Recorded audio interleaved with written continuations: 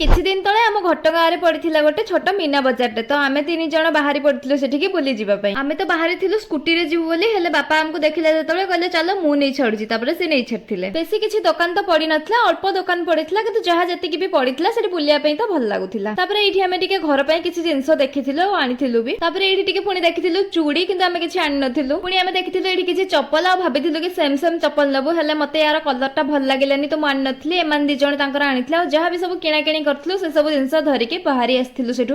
ତାପରେ ଆମେ ଯାଇଥିଲୁ ଜଣେ ସାର୍ଙ୍କ ଘରକୁ, ଯୋଉଠିକି ମୁଁ ଛୋଟବେଳେ ଟ୍ୟୁସନ ହବା ପାଇଁ ଆସିଥିଲି। ଯେହେତୁ ବହୁତ ବର୍ଷ ପରେ ମୁଁ ଆସିଲି ତ ମୁଁ ଆଙ୍କ ଘର ତ ଜମା ବି ଜାଣି ପାରିଲିନି, କାହିଁକି ନା ଏଠି ବହୁତ ଜିନିଷ ଚେଞ୍ଜ ହେଇଯାଇଛି। ତାପରେ ଆମକୁ ଟିକେ ସ୍ପ୍ରାଇଟ୍ ଦେଇଥିଲେ ପିଇବା ପାଇଁ, ଆଉ ଏଠି ଗୋଟେ ବଡ ପଞ୍ଜୁରୀରେ ବହୁତ ଗୁଡେ ଚଢେଇ ରଖିଛନ୍ତି। ଆଉ ଏଠିକି ଏବେ ବି ବହୁତ ଛୁଆ ଆସୁଛନ୍ତି ଟ୍ୟୁସନ କରିବା ପାଇଁ, ଆଜି ବି ଆସିଥିଲେ। କିନ୍ତୁ ଏ ବାଳୁଙ୍ଗା ଛୁଆ ଗୋଟେ ଲେଜର ଲାଇଟ୍ ଧରିକି ଆସିଛି ଟ୍ୟୁସନକୁ, ପୁଣି ଆମ ଉପରେ ବି ସେଟା ପକଉଛି। ତାପରେ ଆମେ ପଳେଇ ଆସିଥିଲୁ ଘରକୁ, ଆସିଲା ବେଳେ ପୁରା ସନ୍ଧ୍ୟା ହେଇଯାଇଥିଲା।